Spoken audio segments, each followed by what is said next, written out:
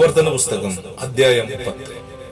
അക്കാലത്ത് യഹോവ എന്നോട്, നീ മുമ്പിലത്തേവ പോലെ 2 കൽപ്പലക വെട്ടിയെടുത്ത് എന്റെ അടുക്കൽ പർവ്വതത്തിൽ കയറി വരിക.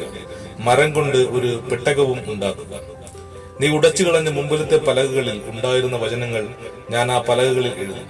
നീ അവയെ ആ പെട്ടകത്തിൽ വെക്കണമെന്ന് കൽപ്പിച്ചു. അങ്ങനെ ഞാൻ ഖദനമരം കൊണ്ട് ഒരു പെട്ടകമുണ്ടാക്കി മുമ്പിലത്തെ പോലെ 2 കൽപ്പലക വെട്ടിയെടുത്ത് കയ്യിൽ ആ പലകയുമായി പർവ്വതത്തിൽ കയറി.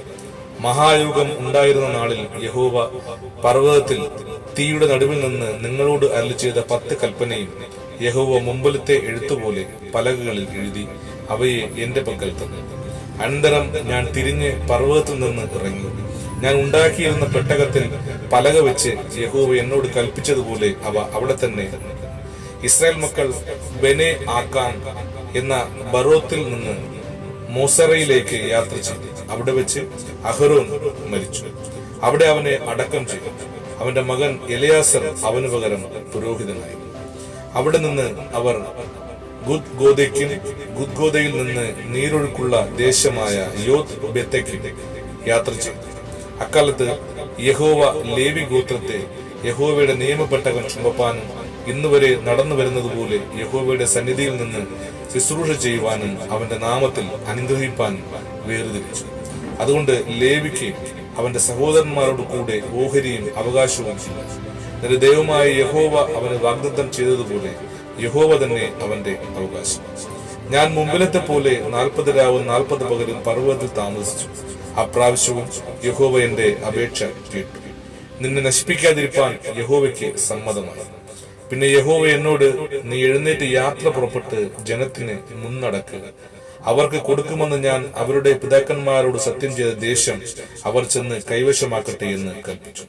ആകയാൽ ഇസ്രായേലെ, നിന്റെ ദൈവമായ യഹോവയെ ഭയപ്പെടുകയും അവന്റെ എല്ലാ വഴികളിലും നടക്കുകയും അവനെ സ്നേഹിക്കുകയും നിന്റെ ദൈവമായ യഹോവയെ പൂർണ്ണ ഹൃദയത്തോടും പൂർണ്ണ മനസ്സോടും കൂടി സേവിക്കുകയും ഞാൻ ഇന്ന് നിന്നോട് ആജ്ഞാപിക്കുന്ന യഹോവയുടെ കൽപ്പനകളും ചട്ടങ്ങളും നിന്റെ നന്മയ്ക്കായി പ്രമാണിക്കുകയും വേണം. എന്നല്ലാതെ നിന്റെ ദൈവമായ യഹോവ നിന്നോട് ചോദിക്കുന്നത് എന്ത്?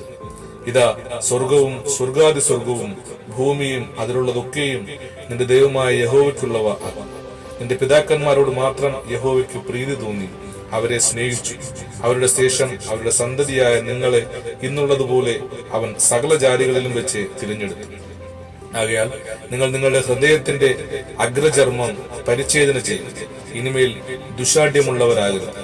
നിങ്ങളുടെ ദൈവമായ യഹോവ ദേവാദി ദൈവവും കർത്താദി കർത്താവുമായി വല്ലഭനും ഭയങ്കരനുമായ മഹാദേവൻ. അവൻ മുഖം നോക്കുന്നില്ല, പ്രതിഫലം വാങ്ങുന്നതുമില്ല. അവൻ അനാഥർക്കും വിധവമാർക്കും ന്യായം നടത്തിക്കൊടുക്കും. പരദേശിയെ സ്നേഹിച്ച് അവന് അന്നവും വസ്ത്രവും നൽകും. ആകയാൽ നിങ്ങൾ പരദേശിയെ സ്നേഹിപ്പിൻ. നിങ്ങളും മിസ്രയീം ദേശത്ത് പരദേശികളായിരുന്നു.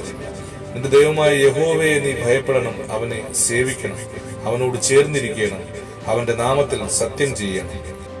അവനാകുന്നു നിന്റെ പുകഴ്ച, അവനാകുന്നു നിന്റെ ദൈവം. നീ കണ്ണാലെ കണ്ടിട്ടുള്ള മഹത്വം ഭയങ്കരവുമായ കാര്യങ്ങളെ നിനക്ക് വേണ്ടി ചെയ്തത് അവൻ തന്നെ. നിന്റെ പിതാക്കന്മാർ 70 ദേഹികളായി മിസ്രൈമിലേക്ക് ഇറങ്ങിപ്പോയി. ഇപ്പോഴോ നിന്റെ ദൈവമായ യഹോവ നിന്നെ പെരുക്കി ആകാശത്തിലെ നക്ഷത്രങ്ങളെ പോലെ ആക്കിയിരിക്കുന്നു. ആമേൻ.